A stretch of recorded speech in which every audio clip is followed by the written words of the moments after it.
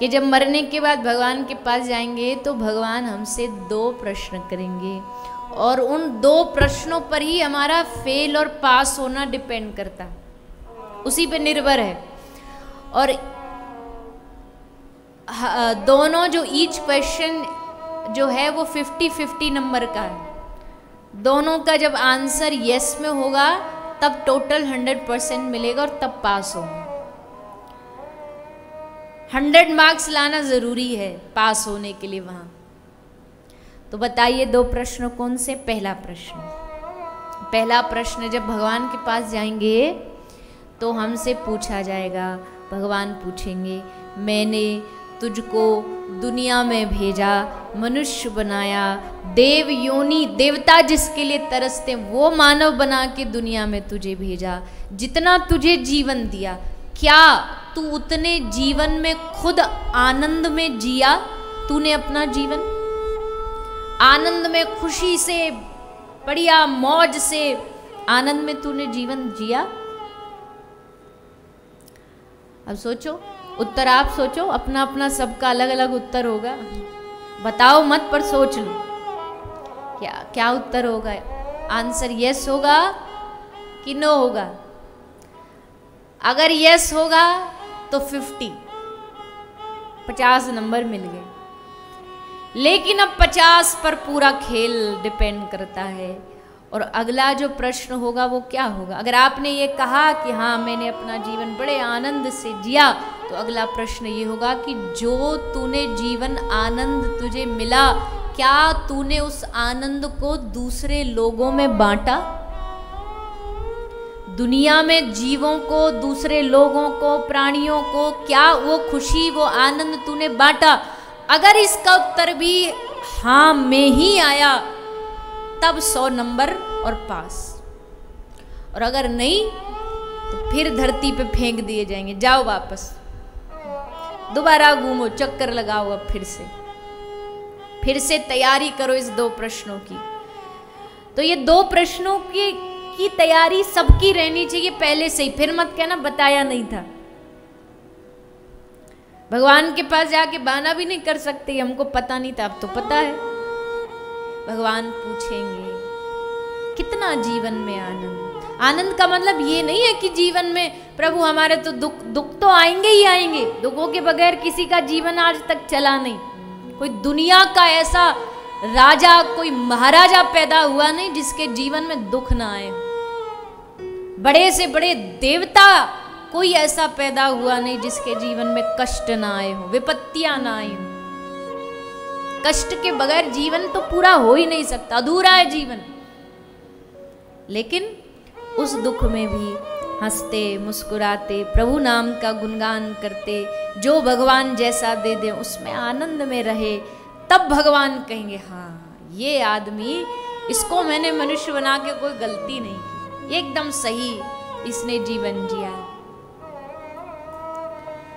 तो अब आनंद में जीवन और फिर उस आनंद को दूसरों में बांटना। जब वो आनंद हम दूसरों में बांटने लग जाते तो भगवान की नजर हम पे पड़ने लगती है।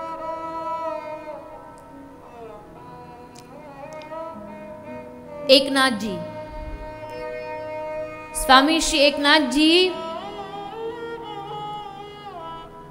गंगोत्री से गंगा जल भर के अपने सर पर रख करके रामेश्वरम, भगवान रामेश्वरम उस गंगोत्री के जल से स्नान करने के लिए जल लेके आ रहे थे। गंगोत्री से रामेश्वरम कितना लंबा मार्ग रास्ता, और सर पर घड़ा रख करके वो जल लेके आ रहे थे। पूरा रास्ता महीने भर में पार किया, और जब रामेश्वरम पहुंचने वाले थे उससे पहले एक जंगल पड़ा। उस जंगल में रुके, और रुके तो क्या देखते हैं, एक गधा प्यासा, एकदम प्यास में पड़ा हुआ था, हाँप रहा था, सांस नहीं आ रही थी। किसी ने राह चलते ने बताया महाराज कई दिन से ये भूखा प्यासा पड़ा है, जरा इसको आज जल नहीं मिला, पानी इसके भीतर तो मर जाएगा। जैसे भगवान एकनाथ ने सुना कि इसको प्यास लगी है, ये जल चाहिए, मर जाएगा। सो उन्होंने अपने घड़े से जो गंगा जल भर के लाए थे ना स्नान के लिए, अभिषेक के लिए, उस जल को गधे के मुख में डाल दिया। अब राहगीर ने कहा राम राम राम, ये क्या कर दिया आपने? अरे इतनी दूर से मेहनत करके आप चल करके आए और आपने इस गधे को पानी पिला दिया। और रामेश्वरम भगवान को क्या चढ़ाओगे, किसका अभिषेक करोगे आप? तो एकनाथ भगवान ने मुस्कुरा के कहा कि भैया अगर मुझे मेरी नजरों को इस गधे में अपने रामेश्वरम भगवान नहीं दिखे ना, तो पक्का कह रहा हूं मुझे वहां जाकर के भी मेरे भगवान नहीं दिखने वाले, वहां जाके भगवान नहीं मिलने वाले। इसमें भी तो मेरे भगवान है, ये सोच के मैंने जल पिला। और जैसे ये बोला ना एकनाथ जी, गधे से स्वयं श्री रामेश्वरम भगवान प्रकट हो गए। जो परीक्षा लेने आए थे कि देखें कि हमको कहाँ कितना, हमको एक मंदिर की बाउंड्री में बांध के रख रखा है कि यह सारे जगत में हमको देखता है। बोले वाह वाह, आज एकनाथ जी आपने बड़ा, अब देखो ये जीवों के प्रति आनंद देने की जो भावना है वही हमें भक्त बनाती है, वही हमें भगवान की कृपा दिलाती है। सो ये दो प्रश्नों का उत्तर, यही मृत्यु की तैयारी है। मृत्यु की तैयारी और कोई नहीं। वैसे तो कौन मरना चाहता है?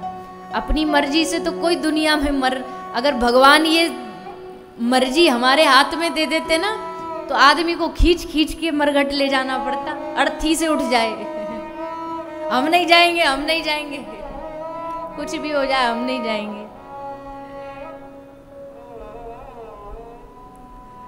मरने से डरते तभी तो हम सारे कितने सारे काम करते। भगवान हमको मरण आने वाला है इसकी चेतावनी देते, बाल सफेद कर दिए।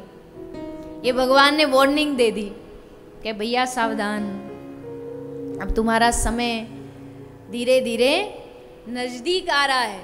पहले तो यही लक्षण होते थे बुढ़ापे के, अब तो खैर कलयुग है, अब तो कुछ भी हो सकता, तो बच्चों के बाल सफेद हो जाते हैं। पर पहले यही लक्षण था, बाल सफेद मतलब बुढ़ापा निश्चित, अब मृत्यु की तैयारी। पर आदमी मृत्यु की तैयारी की तरफ ध्यान नहीं देता, उससे बचने का ध्यान दे लेता है। जा करके ब्यूटी पार्लर में लाल हरे पीले काले सब करवा लेगा और सोचेगा बच गए हम। पर ठाकुर जी कहते बेटा छोड़ूंगा नहीं तुझे। अगली बार भगवान क्या करते, अगली बार आंखों से दिखाई देना कम हो जाता है, आदमी चश्मा लगवा लेता है। आजकल और टेक्नोलॉजी अच्छी आ गई है, आजकल चश्मों की भी जरूरत नहीं, वो लेंस आ गए हैं, वो आंख में लगा लेते, पता ही नहीं लगता कि ये बेचारा दिखता नहीं इसको। तो भगवान ने दोबारा संदेशा भेजा, नहीं सुना, नहीं देखा उस संदेश। भगवान तीसरा संदेशा भेजते हैं। तीसरा संदेशा क्या भेजते हैं बताइए? तीसरा संदेशा भेजा, जो बत्ती सी खिल रही है ना ऐसे, ये सबरी एक एक करके झड़ जाती है, सब एक एक करके संग छोड़ने लगते, सब विदाई ले लेते हैं। भगवान कहते हैं तूने खूब गट्टे की सब्जी खाई, बाटी खाई, गर्मा गर्म चूरमा खाया, पिज्ज़ा बर्गर खाया, अब दलिया खा, खिचड़ी खा और हरी गुन गा। पर ऐसे कैसे हार मान लेंगे हम कि हम बूढ़े हो गए हैं?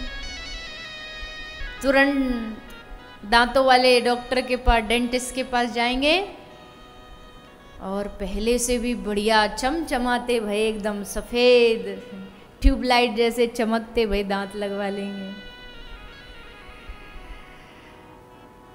पर अंत में ठाकुर जी कहते मैं तुझे इतनी चेतावनियाँ दी, इतनी वार्निंग दी, तू समझा नहीं। फिर अगली बार तो सीधा फिर संदेशा नहीं, फिर तो बुलावा आएगा। और बुलावा जब आता ना तो फिर इंसान कहता अरे पता ही नहीं मौत कब आ जाए। कब नहीं, भगवान ने बार बार तुमको सावधान किया था कि सावधान हो जाओ, और तुम हुए ही नहीं। मृत्यु को याद रखना बहुत आवश्यक है। जो कभी मृत्यु को नहीं भूलेगा ना, वो कभी गलत काम नहीं करेगा, क्योंकि वो सावधान रहेगा।